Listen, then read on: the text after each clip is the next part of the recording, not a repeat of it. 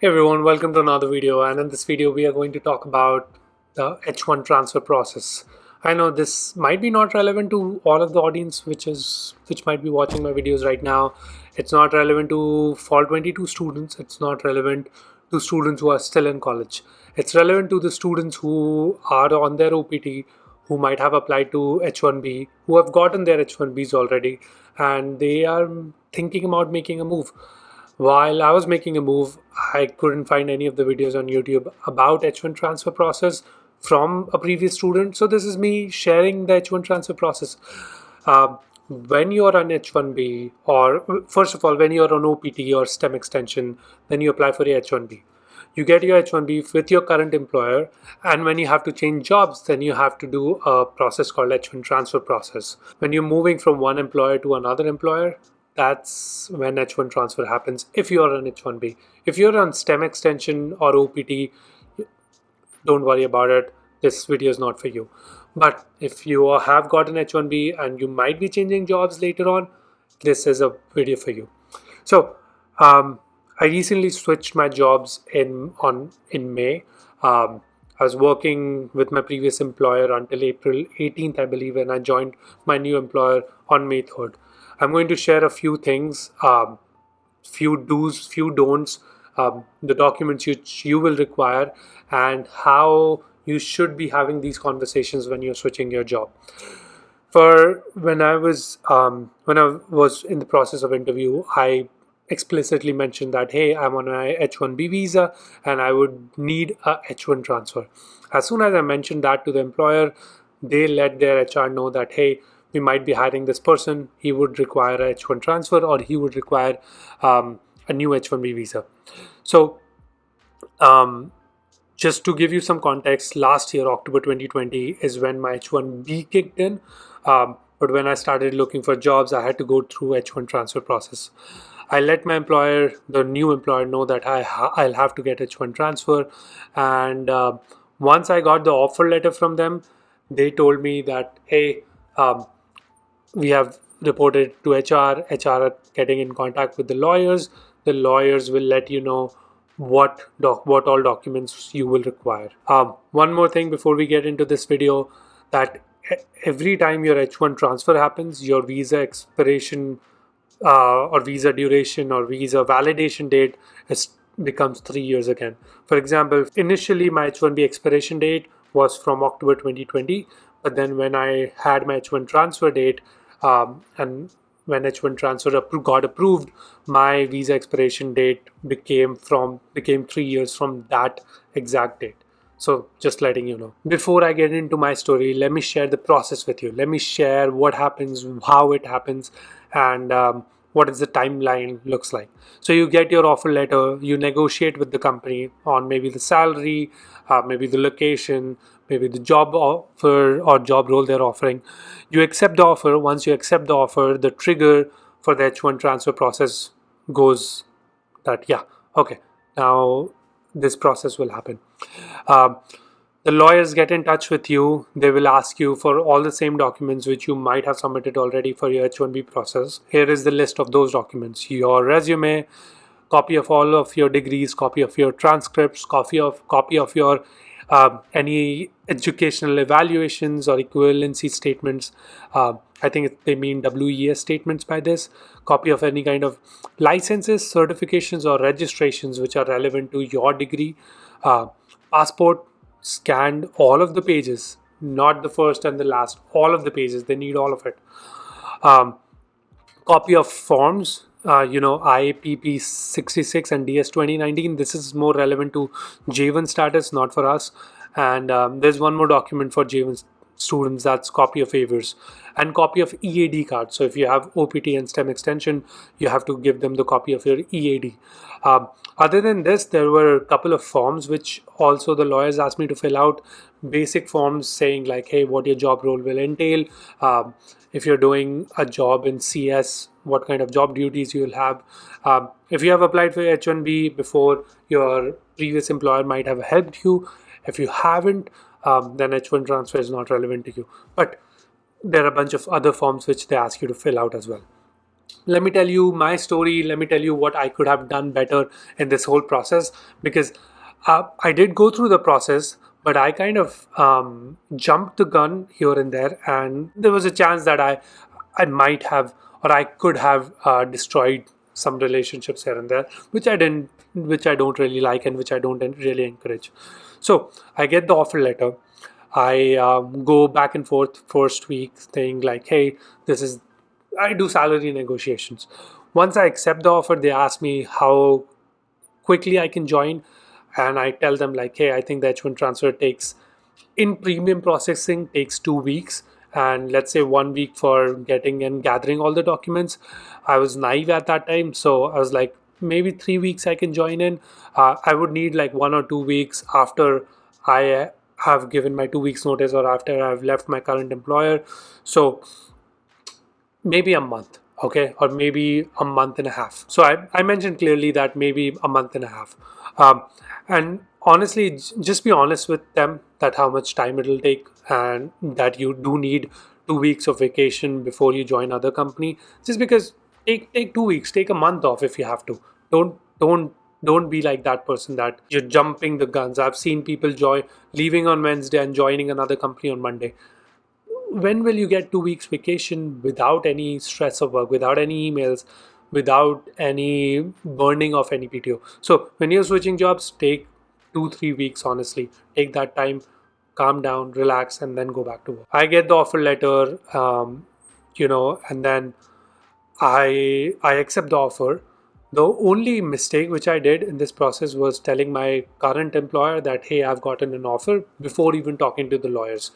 The reason why I say that as a mistake is because at that time I didn't know how much time it might take the lawyers to process the documents. I was in the understanding that if the process has to happen with premium processing, it will only take 2 weeks. But I did not take in account the time which it takes to process the documents, to gather the documents. So here is the kind of timeline which happens. I got the offer letter. I told my employer on Friday that, hey, I've gotten an offer, and I'm considering it. I kind of lingered it for a week, telling them like, hey, I don't know if I'll take it or not. I knew I would have taken it, but I lingered it because at that time I didn't talk to my lawyers. So as soon as next week happened, Tuesday happened, I talked to the lawyers. They told me the process would take 5 weeks. So here is what the timeline looks like. March 16th, I had the intro with the immigration lawyers through an email. I set up a time for a call. I set up a time immediately the next day. March 17th, I had an intro call with them. March 18th, I submitted all the necessary documents. They gave me a list of documents in the email. On March 17th, when we were on the call, I asked them questions like how much time it's going to take, when should I give my notice, tell me about it. March 22nd, they sent me an additional questionnaire. I filled it out, sent it out. March 23rd, they gave me an estimated timeline for H1B filing. They told me that they will file my case on April 2nd. Now remember, I've already told my employer that I might be leaving the job. So my employer was really relaxed about it. But some employers can really be anal about it, be asshole about it, tell them like, hey, give me your 2 weeks if you're leaving the company. I don't want to waste any of my resources, any of my money on it. But my previous employer was really nice about it. They gave me enough time to think about the offer. They gave me enough time to transition to other company as well. So when I heard that it's going to take so much time, and we are looking at like if they're applying for the case or applying for H1 transfer on April 2nd, it's going to take 2 weeks from that. So April 17th, I might get the approval. And the worst case is that it's not a surety that I'll get an approval. I might get an RFE. So telling the employer beforehand um, that I might be leaving a job, it's not a good idea. Because in case your H1 transfer doesn't go through, or in case your H1 transfer gets an RFE and you're like, I don't want to go through with this, you can still work with your current employer without even telling them. But in case you tell them, that kind of puts everybody in an awkward situation that, hey, you were leaving a job, you didn't leave the job, and what's the guarantee that you might not leave a job later on? So just be careful about this situation. March 23rd, they gave me the timeline. March 29th, they gave me another questionnaire that, hey, here's a questionnaire you need to fill out. April 2nd, the lawyer put in the H1 transfer case. That was a Friday. So they put in my transfer case in premium processing. April 6th, they could get a receipt that my case has been received by USCIS. April 7th, the approval came through. It was insane. I was not expecting that within a day from the receival notice, I'll get an approval notice. So I get that notice on April 7th, April 12th, the official document of the H1 transfer comes through. And I believe April 5th, as soon as so April 2nd was when my transfer case was filed. April 5th was a Monday. I put in my 2 weeks notice, and April 16th was my last day, and that was the day when I left my job. Between April 16th and May 3rd, I took 2 weeks off. Now, there's a lot of people who have these questions that, hey, when you're switching jobs, you have like 90 days of period. So if I'm using 2 weeks out of my 90 days, does that mean that later on I only have 10 weeks of time if let's say I get fired from my current job, and I later on, when since I'm on my H1, I only have 10 weeks to find a job? No, that's not correct. Whenever your H1 transfer goes through, and whenever you start a new job, your 90 days gets renewed again and again. And I've checked with USCIS, I've checked with the lawyers as well. I've written confirmation that if I would have taken 3 weeks, those 3 weeks would have taken out from those those specific 90 days, not from. I don't have a total quota to use. My quota gets replenished every time my H1 transfer happens, every time I get a new job. So I would still have 90 days to find a job in case I lose this job, even though I've taken 2 weeks off before. I started my job on May 3rd, and that was my H1 transfer journey, and that's the procedure of H1 transfer. Here are a few mistakes which I did and which you could totally avoid. First of all, do not tell anyone that you're changing jobs. Do not even tell your friend in your company, just because people talk, and some people talk more than others, and they might leak the information that you're planning to change the jobs. If you're only getting a job offer to leverage a better pay in your current employer or current company, then do not even go through the H1 transfer process. It costs a lot of money to the other company. It creates a headache for you as well. So if you're just planning to stay in the same company and you're getting a job offer to leverage and get a better offer from the current employer, then don't go through with the H1 process. Third thing, in case your H1 transfer process doesn't go through, then you still have the option to stay with your current company. You don't have to tell them that you had an offer, you went through H1 transfer process. You don't have to tell them.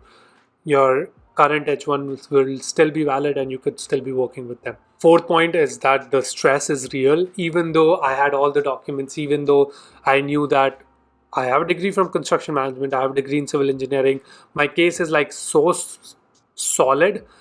Even though it was a little bit stressful, that what if it doesn't go through? What if the job I've gotten, what if the high pay I've gotten in the new job, or I will be getting in the new job, what if I don't get that just because my H1 transfer doesn't go through? So the stress is real.